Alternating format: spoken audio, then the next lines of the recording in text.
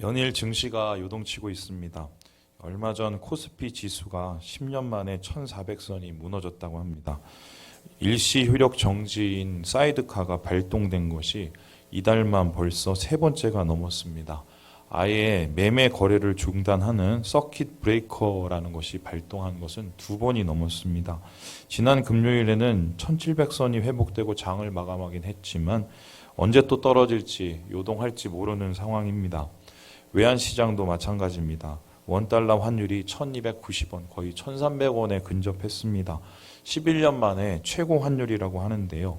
높다고 좋은 게 아니라 한국 돈의 가치가 그만큼 떨어졌다는 의미입니다. 외국인 투자들이 주식을 팔고 달러를 빼가니까 당연히 원화 가치가 떨어진 것인데요. 당연하지만 너무 심한 상황입니다. 한 달 만에 달러 값이 100원이 올랐습니다. 지금은 1220원대로 떨어지긴 했지만 이 또한 한 주 지나서 어떻게 될지 아무도 모릅니다. 이 놀라운 것은 그동안에 확실한 안전자산이라고 여겨졌던 금값마도 요정치고 있다는 것입니다. 금값은 경제가 어려우면 올라갔거든요. 지금은 반대 상황이 됐는데 물론 유가가 곤두박질 치면서 나타나는 현상이라고는 하지만 심상치 않은 사인입니다. 이렇게 빠지고 있는 돈들이 다 도대체 어디로 갔을까? 제가 인터넷을 다 뒤져봤더니 그 돈 다 모아서 달러 사는 데 쓰고 있더라고요. 지금은 금보다도 달러가 더 확실하다는 생각 때문인 것 같아요. 이와 같은 상황을 지금 코로나 쇼크라고 합니다. 저는 경제를 잘 모르지만 실검 순위처럼 금융 지표들이 급등락을 하는 것을 보면서 심각하다는 것쯤은 느낄 수 있습니다. 말 그대로 위기고요. 이 같은 지표들이 요동치는 것은 내일을 예측할 수 없기 때문에 불안감 때문에 이런 힘든 시간이 다가온 것입니다. 우리는 지금 한치 앞을 알 수 없는 하루를 살고 있습니다. 지금의 상황이 어느 정도인가 하면 한 나라의 대통령조차도 하루아침에 거짓말장이가 돼버리는 세상입니다. 기억하시나요? 지난 2월 13일 한 달이 한참 넘었죠. 대통령이 담화에서 코로나 방역 관리가 안정적 단계에 들어갔다고 말을 했습니다. 그리고 경제인들에게 회복을 이제 흐름을 타보자. 이제 다시 경제활동 열심히 해보자라고 격려를 했습니다. 하지만 그로부터 채 일주일이 되지 않아서 그 유명한 31번 확진자가 나왔습니다. 그리고 신천지라는 감염 폭탄이 터지면서 감당할 수 없는 수준의 이 확진 감염 사태가 번져나기 시작했습니다. 도시 하나가 봉쇄될 정도로 최악의 상황이 닥쳐오는 것이죠. 이 상황 속에서 한국민들 받지 않는 입국 제한 조치를 하는 나라가 기하급수적으로 늘어났습니다. 거의 180개국이 넘는데요. 야당에서는 즉각적으로 외교적인 무능이며 수치라고 공격을 했습니다. 그래서 이제 외교 수장 바꾸라고까지 얘기했습니다. 그런데 요즘 돌이켜보니까 오히려 잘 된 것 같아요. 왜냐하면은 미국, 이탈리아, 스페인이 더 큰 감염원이 되어버렸기 때문입니다. 알아서 문을 닫아준 셈인데요. 더구나 바로 옆 일본은 올림픽이 취소되면서 그동안 감춰져 있던 감염 규모가 드러나고 있습니다. 미리 한급 비자 발급 정지를 해준 것이 고마운 셈이 되어버렸죠. 앞뒤가 맞지 않는 상황, 연일 계속되고 있기 때문입니다. 지금 우리 눈앞에는 산만한 어려움이 있습니다. 처음 겪는 산이고 처음 넘는 큰 산입니다. 너무 커서 눈이 가려져서 더 힘듭니다. 어쩌면 지금 우리가 싸우고 있는 것은 코로나19가 아니라 알 수 없는 불안감일 수 있겠다는 생각이 들었습니다. 이렇게 될 줄 누가 예상이나 했겠나요? 뭐 하나 확실한 것이 없는 오늘 몇 주만 연기하면 될 거라고 생각했던 계약일이 한 달이 훌쩍 넘어버렸고 이제 몇 주만 버티면 회복될 줄 알았던 경제 상황은 출구를 빠져나올 수 없는 미궁에 빠지고 갑니다. 국민들에게 100만 원씩 나눠줘서 될 문제도 아니라고 생각하는데요. 어제 여러분 기사를 확인해 보시는지 모르겠지만 대구에서 분신소동이 있었어요. 길거리에서. 그런데 다행히 이 시민들이 제지를 해서 막기는 했는데 왜 이 사람이 분신을 하려고 했었을까? 그걸 봤더니 더 황당했습니다. 그 이유가 밀린 월세 때문이었습니다. 월세 500만 원이 밀려서 더 이상 해결할 수 없게 되니까 압박감에 온몸에 신나를 붓고 그냥 사람들 앞에서 투항을 한 거지요. 지금 자영업자들이 당하고 있는 현실을 말해주고 있는 듯합니다. 이 같은 상황 속에서 교회도 역시 함께 힘들고 있습니다. 지난주에 시차례를 모였어요. 그리고 또 이 목사님들, 다른 지역의 목사님들하고 이런저런 소통을 했는데 지금 되게 고민이 많아요. 어떤 고민이냐? 정부의 권고로 온라인 예배로 전환을 했습니다. 지금 그런데 2, 3주면 될 줄 알았는데 벌써 한 달이 넘게 예배당에서 예배를 드리지 못하고 있거든요. 더구나 언제 다시 예배당을 열지도 불분명하고요. 감염 확산이 여전하니까 다시 예배를 예배당에서 시작할 만한 명분이 없어요. 명분이. 며칠 전에 UCLA에 한국교회사를 가르치시는 옥성득 교수가 이런 수치를 내놓았는데 눈여겨볼 만합니다. 한번 보여주시죠. 지금 이게 옥성득 교수가 보는 코로나19 이후의 한국교회의 전망인데요. 이분이 이제 초대형 교회, 대형 교회, 중형 교회, 중소형 교회, 소형 교회를 나눠서 어떤 데미지를 입을지를 보았습니다. 먼저 5,000명 이상인 이 초대형 교회는 교인의 25%가 이 코로나19 이후에 줄 거라고 예상을 했더라고요. 그리고 2,000명에서 5,000명 되는 교회는 20%가 줄고 500명에서 2,000명인 교회, 중형 교회는 15%가 줄 것이라고 예상을 했습니다. 그리고 저희가 속한 100명에서 500명인 교회는 아마 10% 정도, 제일 좀 작긴 하지만 그래도 크지요. 그리고 50명에서 100명인 교회는 50%가 줄 것이라고 예상을 했습니다. 그런데 여기 나타나 있지 않는 미자립교회, 50명 이하 교회가 문제인데요. 거의 문을 닫는 교회가 많을 거라고 예상을 합니다. 옥성득 교수는 전체적인 교세, 이 한국교회의 교인이 올해 말에 20% 줄 거라고 예상을 하고 있는데요. 그렇게 되면 900만 개신교인이 700만이 되는 것입니다. 코로나가 아니더라도 매년 5% 정도 감소를 하고 있었는데 이제 더 큰 위기를 맞게 되지요. 그리고 이렇게 교회를 떠나는 사람들 중에 대부분은 40대 이하의 교인일 것이라고 예상을 하더라고요.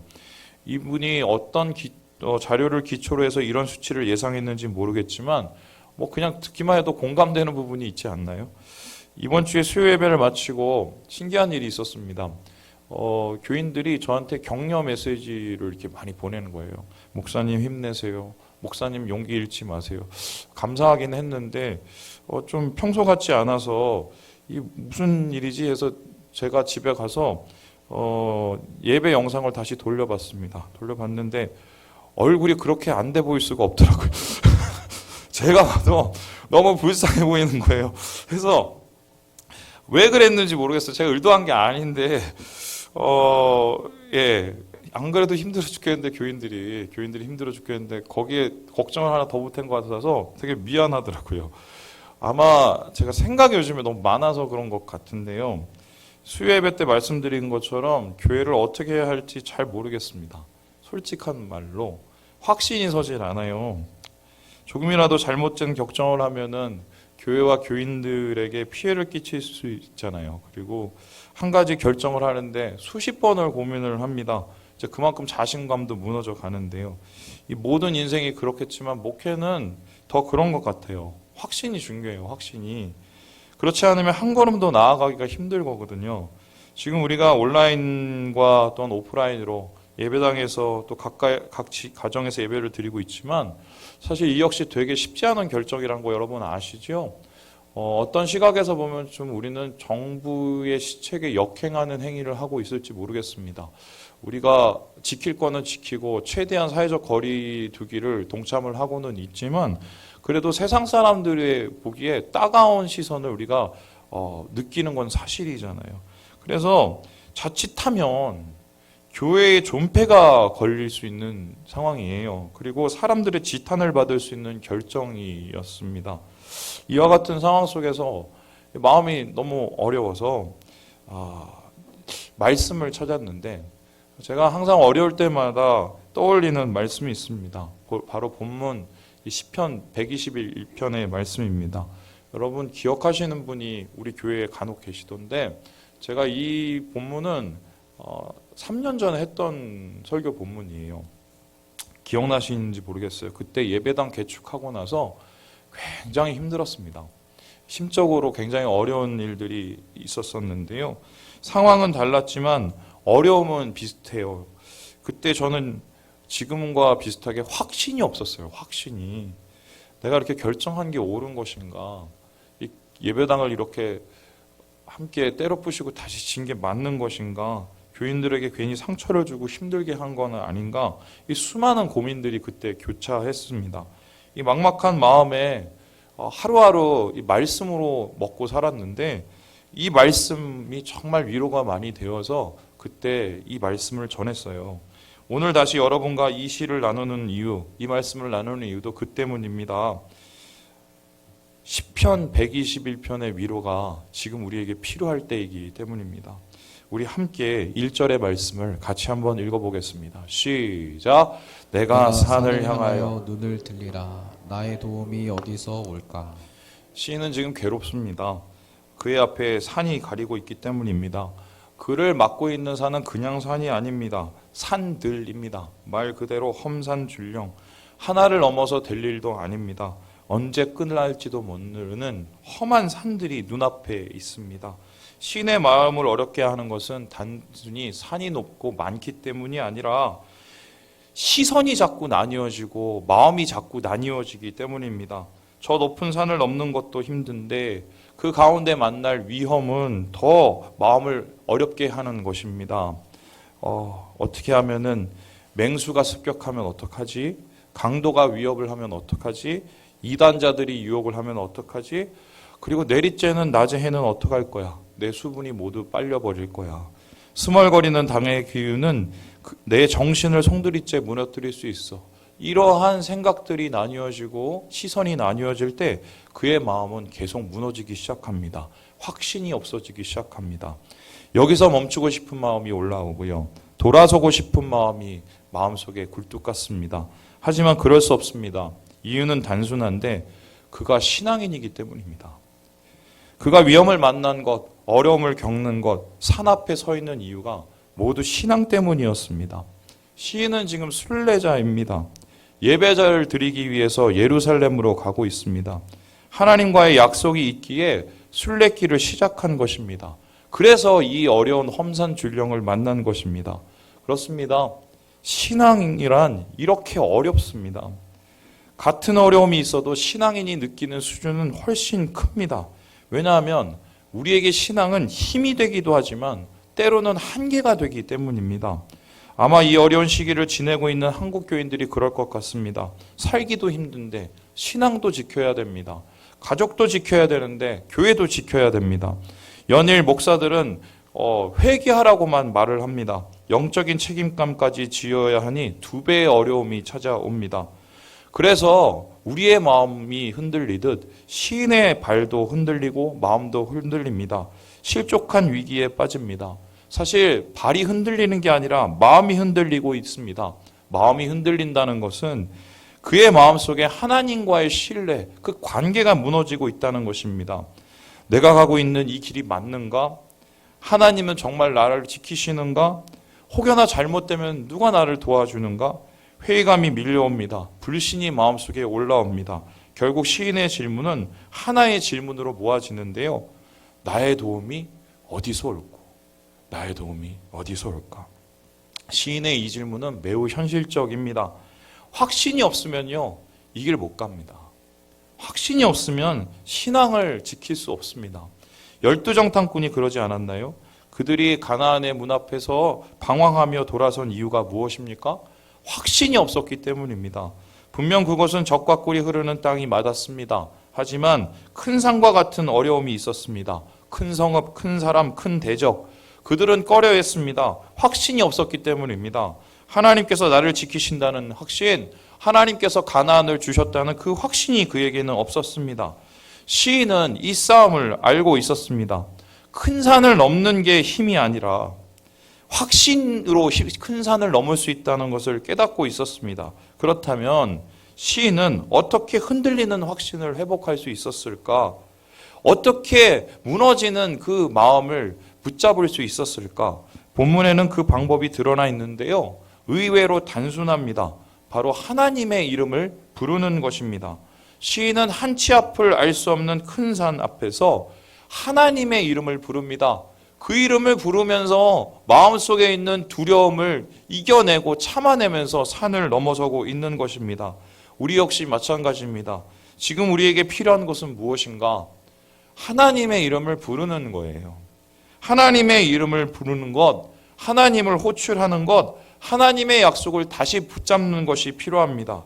그렇게 하나님의 이름을 부르면서 우리 앞에 신앙의 외인들은 모든 것을 이겨냈습니다. 노아는 악이 세상에 만연할 때 하나님의 이름을 부르면서 그 악을 이기고 자기의 가족을 구했어요. 나오미는 모든 것을 빼앗기고 모든 것을 앗아가 버린 그 상실의 시대에 하나님의 이름을 부르면서 다시 새 땅과 새 가족을 얻었습니다. 다윗은 어땠습니까? 골리앗이라는 큰 산 앞에서 하나님의 이름을 부르면서 그는 이겨냈고 승리하게 된 것입니다. 그렇다면은 우리가 이 어려운 큰 산 앞에서 험한 산을 건너기 위해서 어떤 하나님을 불러야 하는가? 본문에는 시인이 외친 하나님의 이름이 세 가지 등장합니다. 우리 함께 같이 한번 읽어보도록 하겠습니다. 시작! 천지를 지으신 하나님. 시인이 부르는 첫 번째 하나님의 이름은 천지를 지으신 하나님이에요. 우리 함께 2절의 말씀을 읽어보겠습니다. 시작! 나의 도움은 천지를 지으신 여호와에게서로다. 천지를 지으신 하나님이란 모든 만물을 창조하신 하나님을 뜻합니다. 그래서 이 하나님은 능력이 많으신 하나님, 전능하신 하나님입니다. 구약에서 전능하신 하나님을 가리치는 히브리어가 엘샤다이입니다. 엘샤다이라는 말은 엘이라는 하나님과 샤다이라는 전능하다는 말이 결합돼서 만든 말입니다. 그런데 여기서 주목할게요. 샤다이라는 이 단어, 이 전능하다라는 이 단어의 유래인데요. 아카드어인 사두에서 유래가 되었습니다. 그런데 이 사두라는 단어가 어떤 뜻이냐? 산이에요, 산. 그래서 다시 말해서 시인이 부른 전능하신 하나님, 천지를 지으신 하나님은 산과 같으신 하나님이었어요. 지금 한치를 보이지 않는 험한 산들 앞에서 위협과 위험이 그의 마음을 짓누르고 있을 때 시인은 돌아가고 싶은 마음이 있어도 돌아가지 않았습니다. 그 산 앞에서 산이신 하나님을 바라보고 그 산이신 하나님의 이름을 부르고 있기 때문입니다. 하나님은 전능하셔서 눈앞의 산들보다 더 크시며 위대하시기 때문입니다. 믿음이란 그런 것입니다. 더 큰 산을 바라보는 것입니다. 비록 잘 보이지 않고 들리지 않을 때가 많지만 내 앞에 있는 이 어려움보다 더 크신 이 어려움보다 더 위대하신 하나님을 바라보는 것입니다. 우리가 매일 예배를 드릴 때마다 사도신경을 외웁니다. 여러분, 사도신경의 시작을 어떻게 하죠? 우리 아시죠? 시작! 전능하사 천지를 만드신 하나님 아버지를 내가 믿사오며. 우리가 이렇게 신앙 고백을 시작하는 이유가 뭔가요? 세상보다 힘든 시험보다 무서운 코로나 바이러스보다 더 크신 위대하신 전능하신 하나님을 바라보기 때문이 아닙니까? 오늘 지금 이 시간은 그 하나님을 부르는 시간이고 그 하나님을 만나는 시간입니다. 전능하신 하나님의 이름을 부르며 하나님 앞에 나아가는 시간입니다. 그렇게 하나님의 전능하심을 붙잡고 나간 자들이 어려움을 이겨냈습니다. 지금 우리가 엘샤다이의 하나님, 전능하신 하나님의 이름을 부를 때 주의 이름을 부르는 자는 구원을 주신다고 주님은 말씀하십니다. 은혜와 평강이 임한다고 말씀하십니다. 왜냐하면 하나님은 천지를 지으신 하나님이요, 전능하신 하나님이요, 우리를 지으신 하나님이며 우리를 도우시는 하나님이시기 때문입니다. 둘째로 시인이 이 어려운 산 앞에서 이길 수 있었던 하나님의 이름은 무엇인가? 우리 같이 한번 읽어봅니다. 시작! 나를 지키시는 하나님. 그는 나를 지키시는 하나님의 이름을 부릅니다. 우리 함께 3절의 말씀을 같이 한번 읽어봅니다. 시작! 여호와께서 너를 실족하지 아니하게 하시며 너를 지키시는 이가 졸지 아니하시리로다. 시인은 하나님을 가리켜서 나를 지키시는 자다라고 말을 합니다. 여기서 지킨다는 말은 한마디로 창과 칼과 검을 들고 우리를 보호하신다는 것입니다. 다시 말해서 하나님이 지금 군사이신 거예요, 군사. 그래서 하나님께서는 그 군사의 행위를 어떻게 하시느냐? 졸지도 않고 주무시지도 않고 우리를 지키신다고 말씀하십니다. 우리를 위해서 불침번을 서고 계신다는 말입니다. 여러분 군 생활을 해보신 분은 다 압니다. 불침번 쓰는 게 얼마나 힘든지. 그래서 이 경계에 실패한 군인이 얼마나 큰 어려움을 당한지도 우리는 알고 있지요. 그런데 지금 하나님께서는 그렇게 어려운 불침번을 말뚝으로 쓰고 계세요. 말뚝으로. 그래서 주야로 우리를 지키고 계시며 낮의 해와 밤의 달을 속에서 우리를 보호하고 계십니다. 이스라엘 백성이 40년 광야를 돌아다니면서 낮의 해와 밤의 달을 이길 수 있었던 이유가 무엇입니까? 낮에는 구름 기둥으로, 밤에는 불 기둥으로 그들을 보호하셨기 때문이 아닙니까? 하나님은 이스라엘을 40년 동안 그렇게 지키셨습니다. 이스라엘을 40년 동안 지키신 하나님은 지금도 우리를 지키시고 계십니다.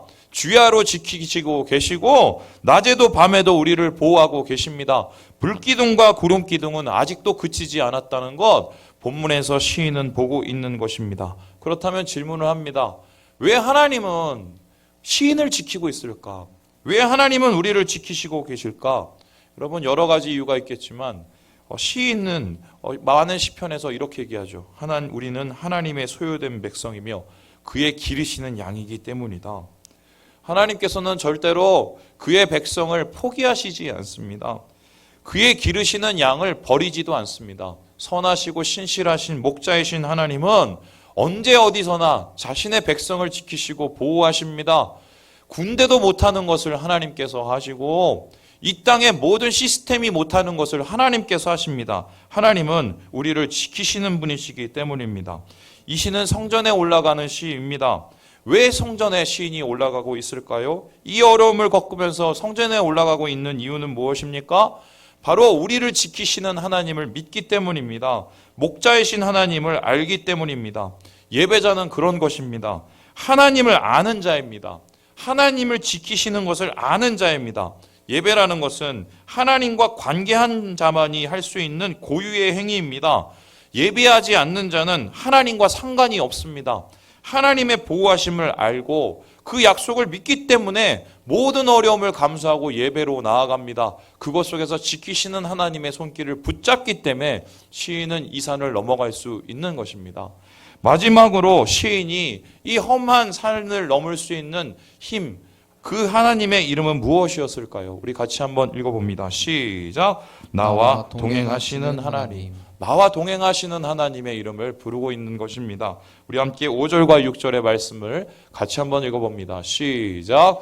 여호와께서 내 오른쪽에서 내 그늘이 되시나니 낮에 해가 너를 상하게 하지 아니하며 밤의 달도 너를 해치지 아니하리로다. 아무리 힘든 여행도 옆에 누가 함께 동행하면 훨씬 수월해져요.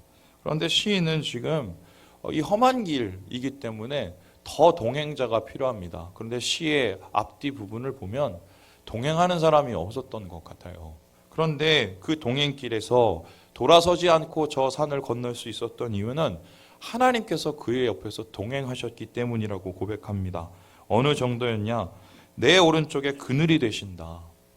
낮에도 밤에도 나와 동행하신다라고 말하십니다. 그리고 시인은 나의 출입을 지키시고 지금부터 영원까지 지키신다고 말씀하십니다. 이 소리는 뭐냐? 나의 작은 일상도 하나님께서 동행하시고 내 인생 전체를 하나님께서 함께 하신다는 것이에요. 그런데 이 시인이 함께 한다는 동행은 하나님께서 모든 어려움과 모든 괴로움부터 우리를 벗어나게 해주신다는 의미가 아닙니다. 하나님이 그 어려움과 괴로움을 함께 이기도록 동행해 주신다는 이야기입니다. 그래서 유진 피터스는 이 시에 대해서 다음과 같이 얘기를 하는데요. 우리 함께 읽어보도록 하겠습니다. 시작. 이 시편의 약속은 우리가 결코 돌부리에 채이는 일조차 없을 것이라는 말이 아니다. 어떤 상함이나 질병, 사고, 고통도 우리에게 약한 능력을 행사해서 우리를 향하신 하나님의 뜻에서 벗어나게 할 수 없다는 뜻이다.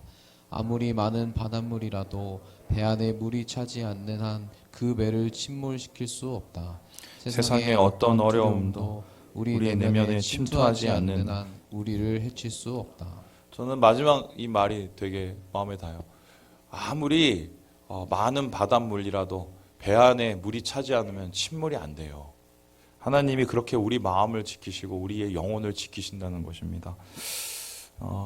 지난주에 수요일 날 그렇게 어두웠어요. 마음이 어두웠는데 여러분 오늘 조금 밝아 보이지 않아요?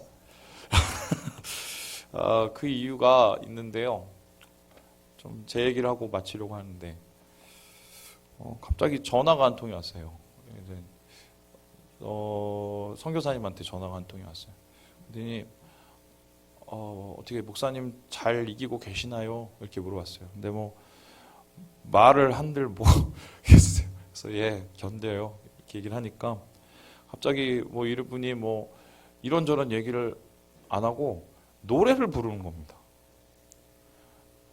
전화를 들고 선교사님이 저한테 노래를 부르시나 그래서 이게 뭔가 싶어갖고 제가 저 차를 타고 있었거든요. 저기 차를 타고 있었는데 스피커폰으로 이렇게 노래가 나오는데 예, 되게 좀 죄송해요. 쪽팔렸어요. 차를 타고 막 이렇게 가는데 노래가 나오는데 그 노래가 뭐냐면요. 이 하나님은 실수하지 않으신다네라는 노래였어요. 저는 이 찬양 잘 모르거든요. 이게 7080 찬양인데 예전에 제가 그때 청년 때 열심히 안 믿어갖고 잘 몰라요. 그런데 이 찬양을 이렇게 부르시는데 보통 이 찬양이 요즘에 뭐 길어봤자 뭐 한 32마디 뭐 많아봤자 뭐 이 정도인데 굉장히 길어요. 이 찬양을 기승전결로 이렇게 계속 부르시는데 이거 뭐 어떻게 해야 될지 뭐 이렇게 머리가 복잡해지더라고요. 근데 이제 갑자기 제방 오는데 이 마음에 뭔가 이렇게 꿈틀거리는 게 있더라고요. 제가 지금에서 여러분 앞에 한번 불러볼게요. 제가 노래 잘 못 부르지만 요즘에 목이 가서 노래를 못 부르지만 한번 제가 불러보겠습니다. 아시는 분은 좀 따라해 주세요.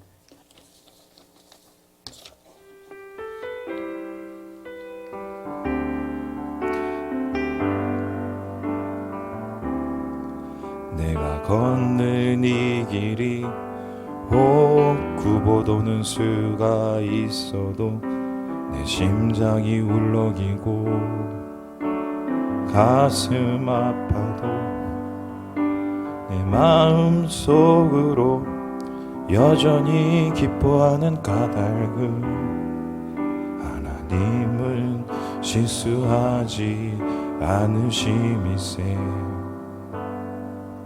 내가 깨운 계획이 혹 빗나갈지 모르며 나의 희망 덧없이 쓰러질 수 있지만 나 여전히 인도하시는 주님을 신뢰하는 까닭은 주께서 내가 가야 할 길을 잘 아시면서 어두운 밤 어둠이 깊어 날이 다시는 밝지 않을 것 같아 보여도 내 신앙 부여잡고 주님께 모든 건 맡기리니 하나님을 내가 믿음일세.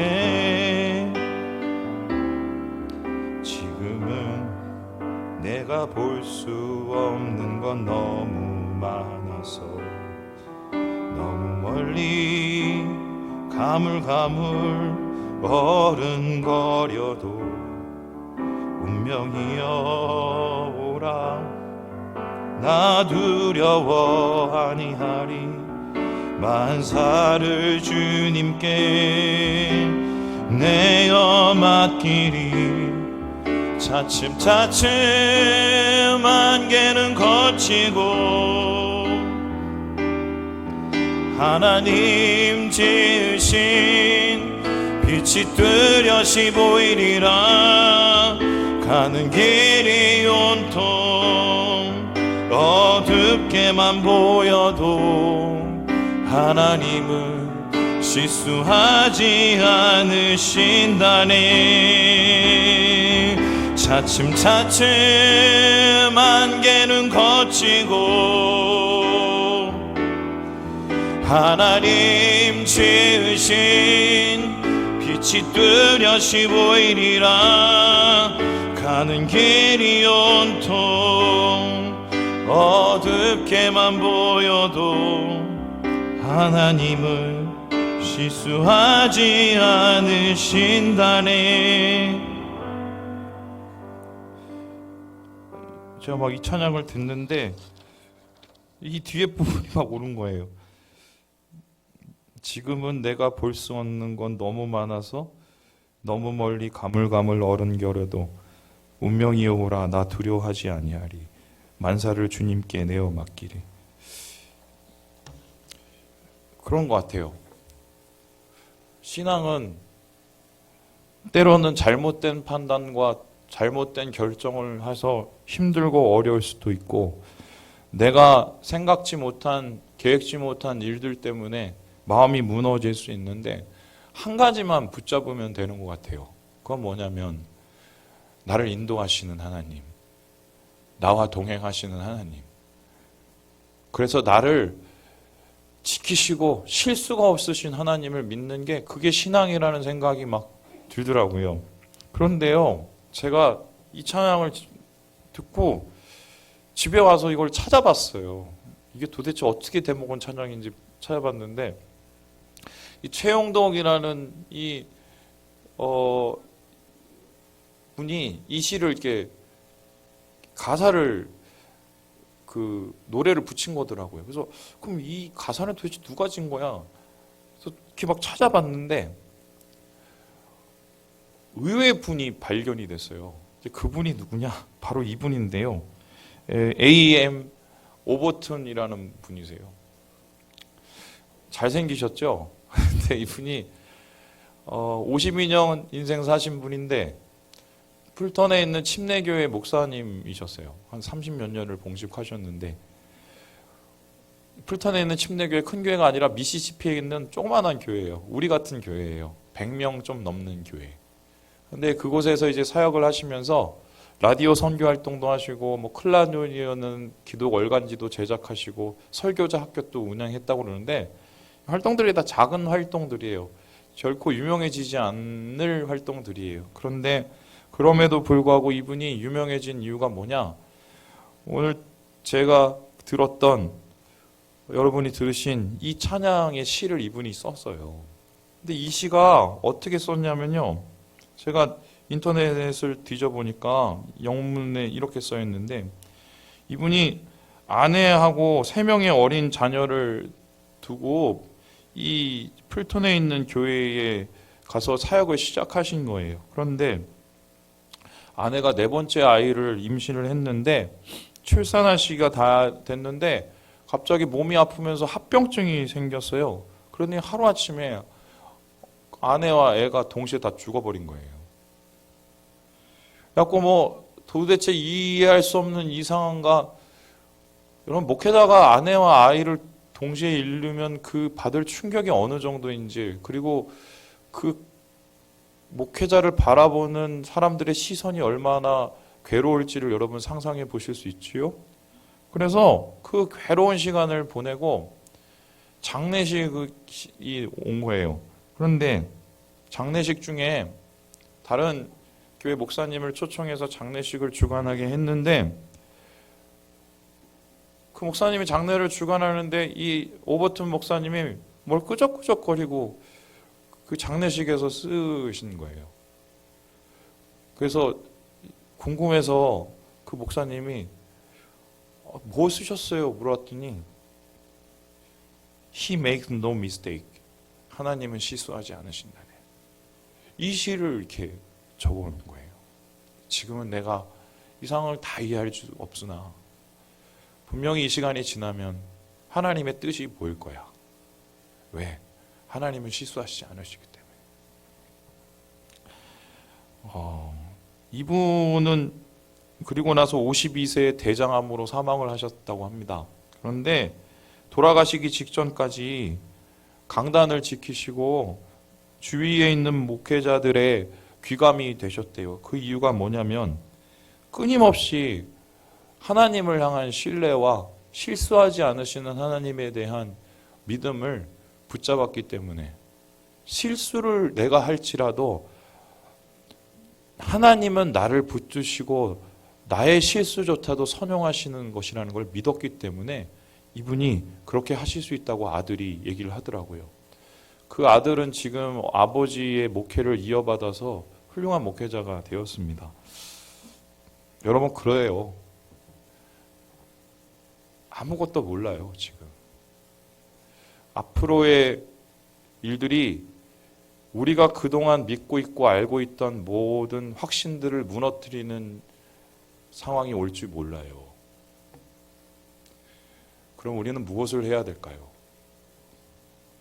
실수하지 않으시는 하나님, 나를 지키시는 하나님, 전능하신 하나님, 동행하시는 하나님을 믿으면서 이 길을 가야 우리가 험한 산을 넘어설 수 있습니다. 우리 히브리서 12장 읽고 말씀을 마치도록 하겠습니다. 같이 읽겠습니다. 히브리서 12장 말씀입니다. 시작. 믿음의 주여 또 온전하게 하시는 이인 예수를 바라보자. 그는 그 앞에 있는 기쁨을 위하여 십자가를 참으사 부끄러움을 개의치 아니하시더니 하나님 보좌 우편에 앉으셨느니라. 사랑하는 여러분, 확신이 없을수록 예수를 바라보시고 실수하지 않으시는 하나님을 바라보시고 이 어려운 산을 함께 이겨내시는, 함께 넘어가시는 우리 모든 3일 가족 되시길 주님의 이름으로 축원합니다. 기도하겠습니다.